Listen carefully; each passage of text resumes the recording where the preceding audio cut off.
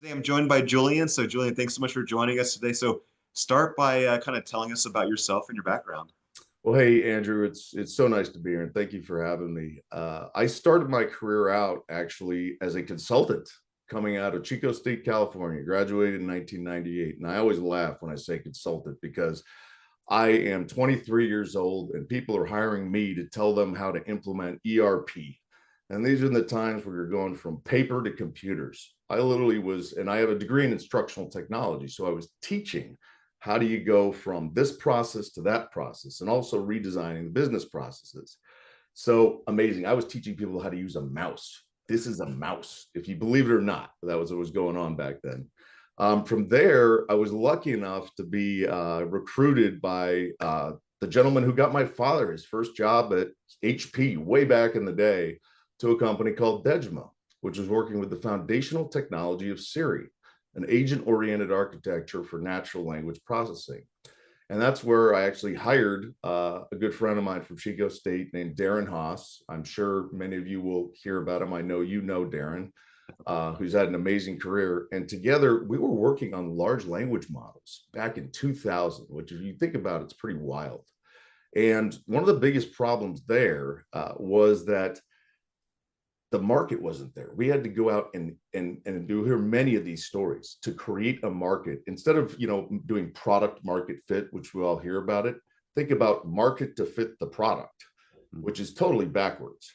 That journey was amazing because we finally hit on an amazing idea, which was using NLP on Blackberries back in the day to use email and SMS, natural language, to access Salesforce.com, update records, get data reports. First product that Mark Benioff ever licensed, and that was in 2002.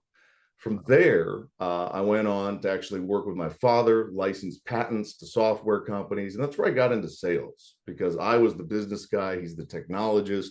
So I got out and I had to go close deals, and I ended up selling some really big deals to Boeing, Bombardier, John Deere. And as a 25-year-old, man, it was quite the experience because I had no idea what I was doing. And I'm talking to these big wigs that you're looking at me like, who's this kid? And that's where I cut my teeth. Now, unfortunately, that company fell apart in 2008 with the crash. So we had to sell off part of the consulting part of the business, but retain the technology and the IP. And I'm very proud to say to this day, my father still makes $1 million a year retired in royalty checks. Wow. So that's where I cut my teeth. And that's where I fell in love with sales. And I decided, where do I go to learn this craft and get better at it? And I had a lot of relationships at Salesforce.com from my previous job. And I got my first sales job there. And that was the pivotal moment in my career because I call Salesforce.com the grinder, because you get in there and it is the most pressure you can ever imagine. You probably heard the phrase, what have you done for me lately? That's every minute. And you have to perform. So I was there. I did 2 tours of duty over an 8-year period, 1 stint in between working with a company called ChargePoint. If you have an electric car and you charge it, you know, ChargePoint. I built their North American sales team in about 11 months. But I wanted to get back into the entrepreneurial part of startups. It's what I love, the creative aspect of it. I'm a bit of an adrenaline junkie. I think you got to be if you're in sales because of the peaks and the valleys. You know, I've been poor, I've been sort of wealthy, I've been wealthy, then I've been poor. I mean, it's a wild ride, but I love it. But the challenge there, this was a AI that was designed initially for financial trading. It was one of the first kind of AI driven quants. Now we had to pivot because that wasn't working. So we pivoted to AI for visual recognition. And what we did was we developed an MVP that could recognize all of the different vectors, 300 some odd vectors in an image. Wow. And we decided, hey, let's pitch this and let's go out to a number of different retail companies that are selling products online and learn from them. And this is the theme you'll hear from me often, which is the voice of the customer is paramount when you're trying to figure things out, identifying use cases that have real, true business impact. And instead of designing a product and thinking we're doing it right, I toured the country and the world with our head of product and went and met with the likes of Luxottica to Zappos to Adidas to Nike, you name it. Ended up selling our first deal with an MVP to Zappos, where we found a head of UI that was very innovative. And he's the one that came up with the use cases. The idea being that you could navigate visually, because we all know that tagging images, you're speaking one language and not everyone looks at the same color or the same shoe or something and describes it the same way. So it's broken. This way you can click on an image, recognize the exact hue, texture, shapes of a product.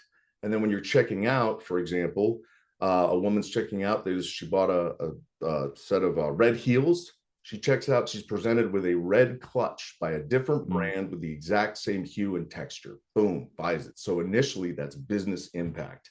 And from there, we went on to sell that product to the likes of Luxottica, Adidas, and so on. Very successful.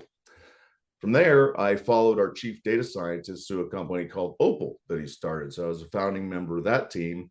And that was a product where we were automatically building AI models. So we could literally point the platform at training data and it would develop algorithms automatically. Wow. Using all the different types of algorithms and training tools that you can imagine. I won't get into all of those. That would be more for a technical person. I'm a bit technical, but I get my foot stuck in my mouth pretty quickly. So we won't go there. But again, ahead of its time. Managed to sell an MVP, again, $1 million a year ARR with MVPs to the likes of DuPont, companies like that. But it was going out and getting to the right person and having them define the use case and then us build the product to fit that use case. So you've obviously had a long career. These are all great examples. And so as we go through this and we're up to today, what are you excited about today with AI? Because you've been leveraging NLP and image recognition for a long time. So what excites you today about AI? Well, what excites me, number one, is I'm no longer having to go out and create a market. There's a market that's ready to go. So now we're into fitting the product into the market, true product market fit exercises. And the fact that the infrastructure is there, the compute is there, everything that we need to actually execute on the brilliant ideas people are coming up that are changing the game. Also, it's the appetite and the level of investment that the largest companies in the world are putting into this. And it's top of mind for everybody. So it's a conversation that is really fun to have and people want to have it. So it's made the job even more enjoyable. So no, as you're obviously you're in San Francisco, you're near the Valley, you're tapped into IT, what's going on there. So as you're hearing, startups and traditional organizations trying to adopt AI, what are you hearing about the challenges and the concerns today around AI? Well, I think the biggest aspects of it are training data is a must. There's a lot of training data out there, but it's finding the right training data and the right volumes depending on the use case and the application you're designing. But I think the biggest one is finding use cases with business impact. That is the biggest challenge because AI, I believe, still is a buzzword, if you will. When I was starting off at Salesforce.com, big data was the buzzword. Now we've got AI as a buzzword. And the only reason it's a buzzword is because there are so many different ideas out there. Some of them are working, some of them aren't. But everyone's pressing down so hard and investing so much money in it because it's top of mind. But that's what makes it exciting because if you're an entrepreneur and you want to get into something where you have the chance to be creative, it's the right place to be. Oh, absolutely. So let's talk about, you obviously with a great career, you pivoted a lot and get a lot of different contexts, but for a student who's coming out right now in this new world, what do you suggest to them?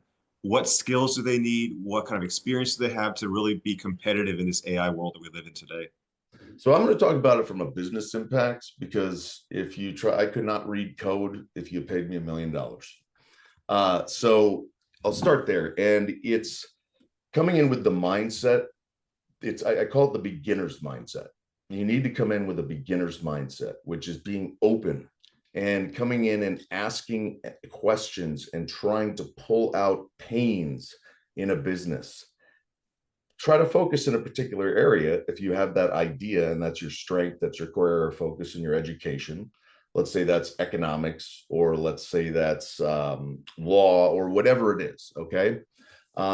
You want to focus on that area and you want to get out and talk to the leaders in these spaces. But not only the biggest of the biggest companies, you want to go interview and not interview, excuse me, speak with folks that are in the medium to large size enterprises that are getting started. They also are creative and innovative. You get the big, larger, stodgy old companies, they do have very innovative people they've brought in, but it's going to be a different flavor of use case. But number one thing is you want to get exposed pain. You want to find the challenges they're facing that AI can solve, not necessarily the flavor of AI you have in mind, but that AI can solve and will deliver a fiscal impact to the bottom line. Okay, so you raised this kind of thread this whole time of the business impact and the business value, and I think that's obviously a key component here. But what excites you the most as we kind of look forward with AI? What areas do you think are going to be exciting, and where are you excited to kind of see the technology evolve? I think it's the most exciting thing to me is empowering people to be better and more impactful. I use this word impactful quite a bit. You'll hear that a lot. Impactful and game changing, more game changing than they ever thought possible. So you have this opportunity to use AI to supercharge yourself. And I think about that first. So when I'm looking at AI products that I use for my own business and my own personal life, they are very purposeful with choosing ones and being willing to pay for them that actually make me better at what I do, make me into a better businessman, business person, but also a better human at the same time. So those are the two things that get me the most fired up about it. But I am extremely creative. That's what I thrive on, is creativity. That's what's got me exciting, because we are just at the tip of this. We are just scratching the surface right now. And I think we share that same level of excitement that the future is going to be really interesting. And it's also interesting, you brought up this notion of humanness, right? And I think there's a lot of concern about the future of humanity as we think about AI. How do you think about the relationship between technology, humanness, AI? How do you process that all through? Are we seeing the end of humanity with AI, or are you what do you think about this whole process? So I don't think, I mean, if we could go into the Terminator mindset here, we've seen dogs that have flamethrowers and rockets attached to them, robots. Thank you, Elon. But at any rate, I think it's, I have two boys, 13 and 15. So I'm already seeing it. And I'm seeing some negatives and some positives. The negatives are that some of the skills that I grew up developing because I didn't have that technology in my hand, they're lacking. And I'm having to spend time taking away those things from them and forcing them to use their minds. But in general, I'm not so fearful of it. I believe that it's something that we all have to think about in terms of our career paths and where we want to go. I think, yes, many jobs, many different roles that there are in business and in life are going to be replaced by AI. So I think it's a new way of thinking about how can you get involved and pick a career and choose what you want to focus on, where AI will be a weapon in your arsenal. It is not something that replaces you. Excellent. Well, hi, Julian. I really appreciate your time today. Great insights and what a great story about your career and everything else. So I really appreciate it. Thank you so much. Thank you, Andrew. Pleasure to be with you.